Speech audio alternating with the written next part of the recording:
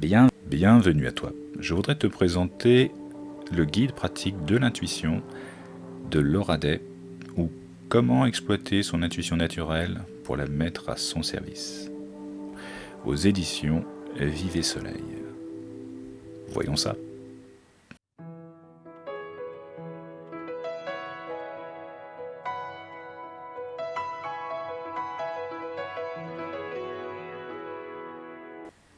Alors, pour la présentation du guide pratique de l'intuition de Laura Day, je vais commencer par la couverture. Alors, intuition, pressentiment, sixième sens, quelle que soit la manière dont vous l'appelez, vous vous en servez chaque jour. Quelle que soit la décision à prendre, quelle sorte de tapis acheter pour le salon, quel vêtement mettre pour une réunion importante, quel accord financier à montrer pour le travail.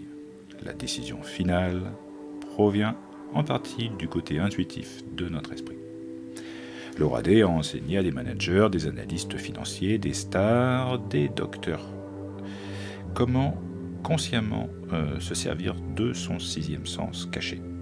Et au contraire de beaucoup de spécialistes qui disent que vous devez être né avec un sixième sens.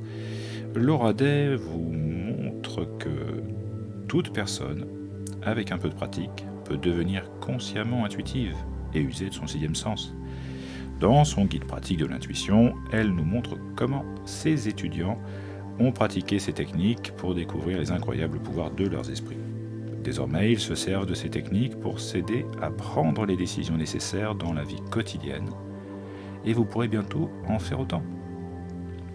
Avec Laura comme professeur, apprenez à suivre vos pressentis et contrôler vos passions, à prendre de meilleures décisions, à deviner les autres et mieux les comprendre, à prédire les bonnes stratégies, à être mieux informé sur votre santé, à choisir l'âme sœur, à comprendre ce que vous souhaitez réellement.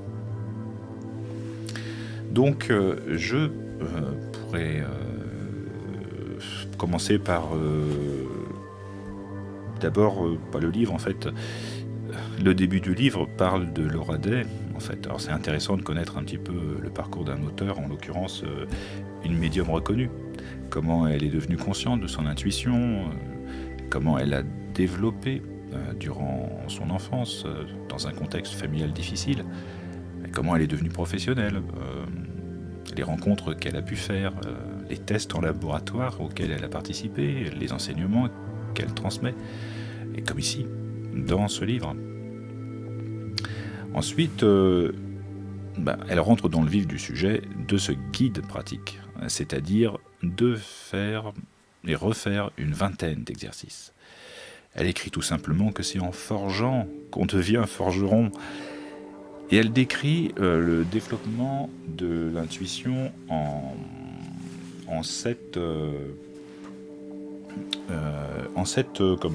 piliers et en 7 verbes en fait qui sont un petit peu des mots-clés exprimant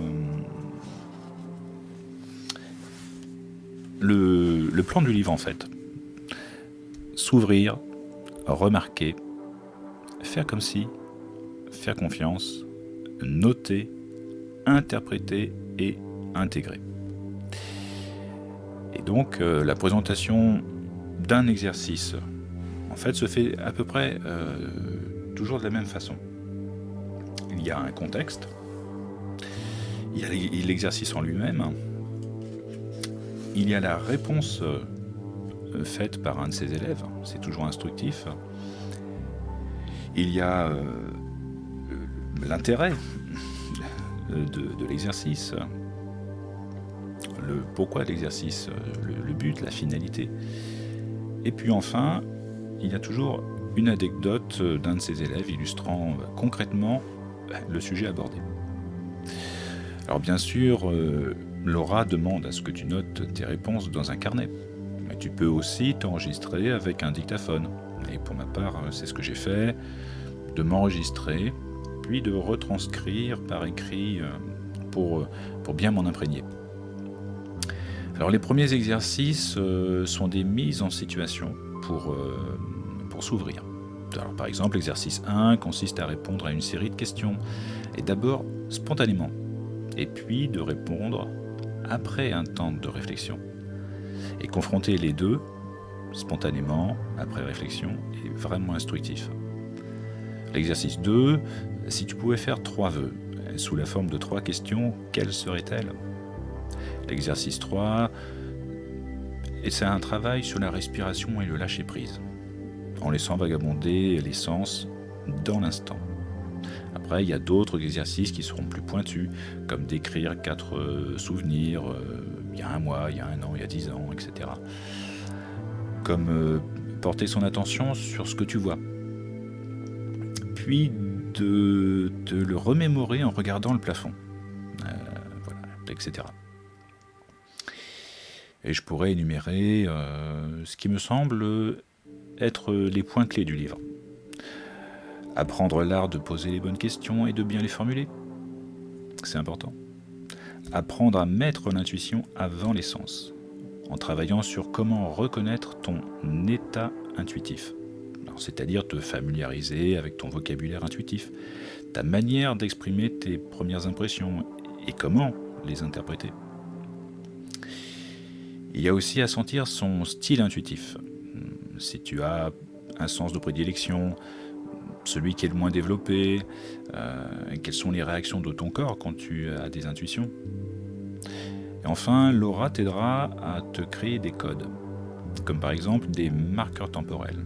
Parce que souvent, l'intuition, comme pour les rêves, elle s'exprime au présent, et même si la situation est passée ou à venir. Il y a donc à savoir identifier l'expression de la temporalité de ton intuition. Enfin, pour terminer, je reprendrai volontiers quelques idées qui m'ont interpellé. L'aura s'est attachée à démontrer que femmes et hommes sont égaux en intuition et qu'ils ont les mêmes dispositions pour l'utiliser. Je prendrai l'exemple qu'elle donne d'un investisseur milliardaire qui sentait à l'avance qu'il avait un problème dans ses portefeuilles d'actions dès qu'il avait des douleurs précises dans le dos, par exemple. Alors l'aura indique aussi de bien se souvenir que tu es déjà intuitif et qu'il n'y a qu'à renouer le contact. Qu'il y a de bien se souvenir que c'est toujours en réponse à une question que l'intuition est activée et qu'elle est là pour offrir des informations. Alors, l'aura signale aussi que l'information intuitive est objective.